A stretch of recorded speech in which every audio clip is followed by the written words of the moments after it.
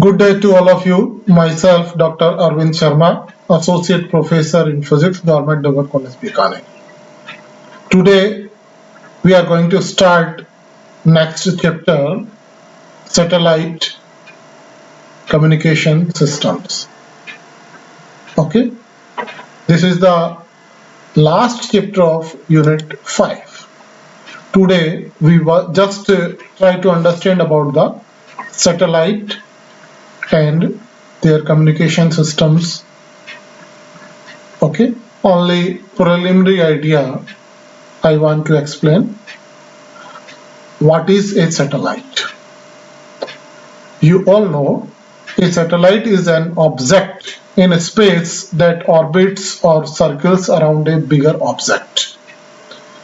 If an object revolves around another object, then such kind of object is known as satellite. So a satellite is an object in space that orbits or circles around a bigger object. There are two kinds of satellites: natural,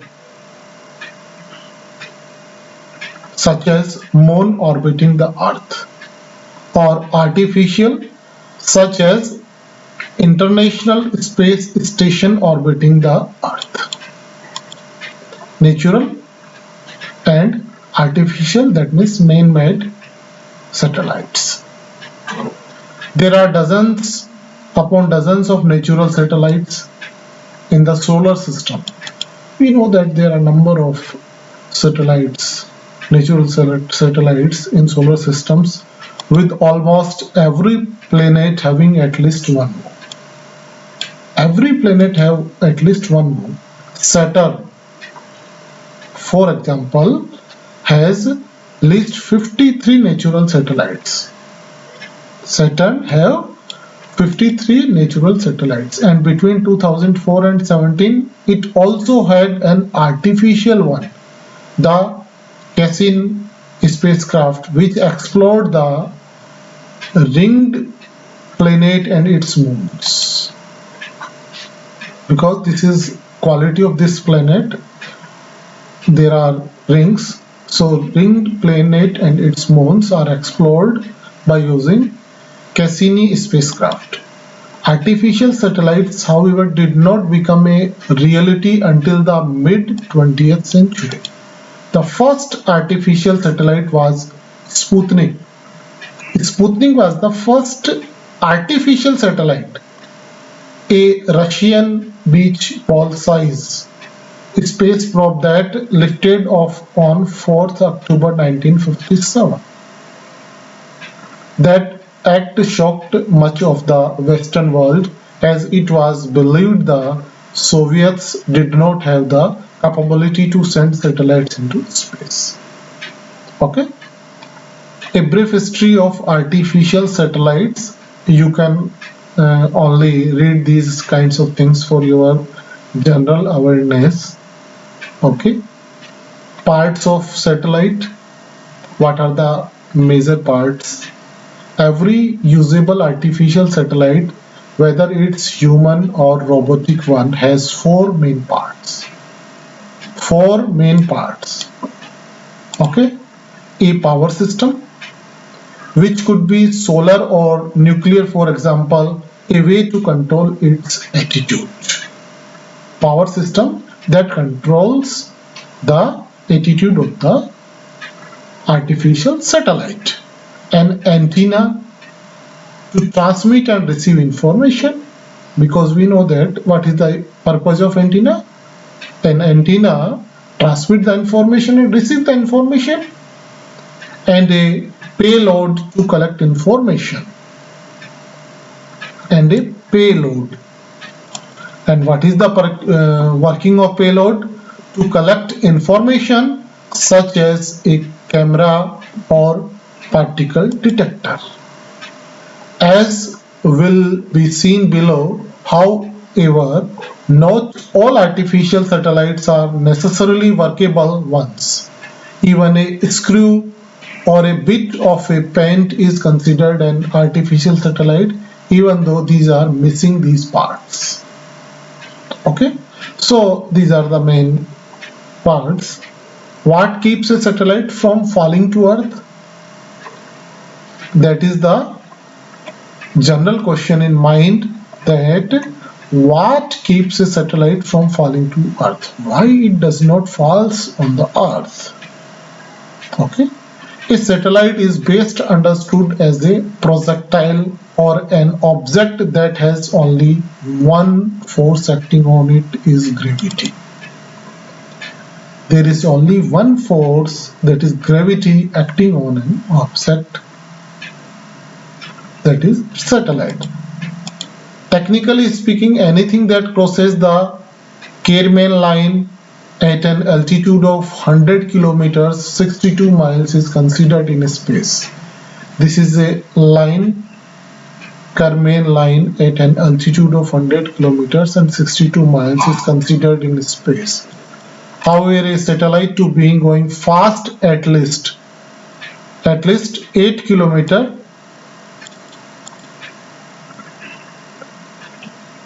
or 5 miles a second to stop from falling back down to Earth immediately. Its speed should be more than 8 kilometers per second or 5 miles per second, so it does not fall back to the Earth. If a satellite is traveling fast enough, it will perpetually fall toward Earth, but the Earth curvature means that satellite will fall around our planet instead of crashing back on the Earth. If it is fast enough, it perpetually falls toward Earth, but then satellites travel closer to Earth and are at risk of falling because the drag of atmospheric molecules will slow the satellite down. This is also a part that is influence the velocity of the satellite. Drag of atmospheric molecules will slow the satellite down. There are several accepted zones of orbits around the Earth. One is called low Earth orbit, LEO. What is low Earth orbit? Known as LEO, which extends from 160 to 2000 kilometers. This is the zone where ISS orbit and where the space shuttle used to do its work. In fact, all human missions except for the Apollo flights to the moon took place in this zone. Most satellites also work in this zone. Geostationary or geosynchronous orbit. In your syllabus, orbital satellites and geostationary satellites are also there. So this is important for you. Geostationary or geosynchronous orbit is the best spot for communications satellites. Communication satellites orbit, that means most suitable orbit for communication satellites is geostationary or geosynchronous orbit. This is a zone about Earth's equator at an altitude of 35,786 kilometers. At this altitude, the rate of fall around the Earth is about the same as Earth's rotation, which allows the satellite to stay above the same spot on Earth almost constantly. The satellite thus keeps a perpetual connection with a fixed antenna on the ground, allowing for reliable communications. When geostationary satellites reach the end of their life, protocol dictates they are moved out of the way for a new satellite to take their place. This is for precautionary. That's because there is only so much room or so many slots in that orbit. There are many slots to allow the satellite to operate without interference. While some satellites are best used around the equator. Some satellites are best used around the equator. Others are better suited to polar orbits. The purpose of the satellite According to that, the satellites are situated on different orbits or different placed on the around the different orbits. Those that circle the Earth from pole to pole so that their coverage zones include the north and south poles. Examples of polar orbiting satellites, including weather satellites and reconnaissance satellites. These are the main satellites where polar orbits are used. One of that, weather satellites. Okay. Next part, what stops a satellite from crashing into another satellite? How we can avoid the accidents between different satellites? There are an estimated 500,000 artificial objects in Earth orbit today, ranging in size from paint flecks up to full-fledged satellites, each traveling at speeds of thousands of miles an hour. Only a fraction of these satellites are usable, meaning that there is a lot of space junk. There is a lot of space junk floating around out there. With everything that is lobbed into orbit, the chance of a collision increases. With everything that is lobbed into orbit, the chance of collision increases. Space agencies that have to consider orbital trajectories carefully. Space agencies have to consider orbital trajectories carefully when launching something into space. Agencies such as United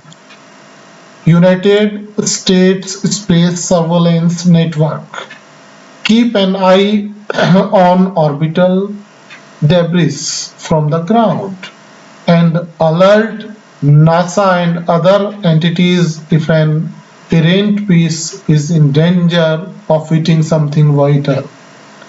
This means that from time to time the ISS need to perform evasive maneuver to get out of the way. Collisions still occur. We are so careful, we are doing everything, but collisions still occur. Like as road where accidents are still occur after precautions. However, one of the biggest culprits of space debris was the leftovers of a 2007 anti-satellite test performed by the Chinese, which generated debris that destroyed a Russian satellite in 2013. Also that year, the Iridium-33 and Cosmos 225 satellites smashed into each other, generating a cloud of debris. NASA, the European Space Agency. NASA, the European Space Agency, and many other entities are considering measures to reduce the amount of orbital debris. Some suggest bringing down dead satellites in some way, perhaps using a net or air burst to disturb the debris from its orbit and bring it closer to Earth. Others are thinking about refueling dead satellites for reuse, a technology that has been demonstrated robotically on the ISS. Moon around other worlds. Moon around other worlds. These are some general awareness questions and general awareness part that you can study and try to learn. That is not necessary for your part. I just give the general idea so you can easily understand about the satellite and what is the usage and what are the different circumstances for satellite, and what are the main general awareness part of satellite. Our first topic for this chapter is orbital satellites, and then one geostationary satellites. Okay, here NASA has more than dozen Earth science satellites in orbit. They help NASA study the oceans, land and atmosphere. How NASA studied the oceans, land and atmosphere. Okay, this photograph from NASA, and this is JSON 2 satellite orbits Earth. It carries tools and sensors to help scientists study the oceans, how oceans are studied using satellites by NASA. These are the photographs from NASA. The Sputnik satellite was about the size of a basketball and weighed 183 pounds. Okay, so this is the first part that I explain general awareness, and after that in next lecture also we go for some part of general awareness. Okay, you just read out the different things, and in your lower classes you already read the geostationary satellite. You just revise that. That is important for your this chapter also. Thanks to all of you.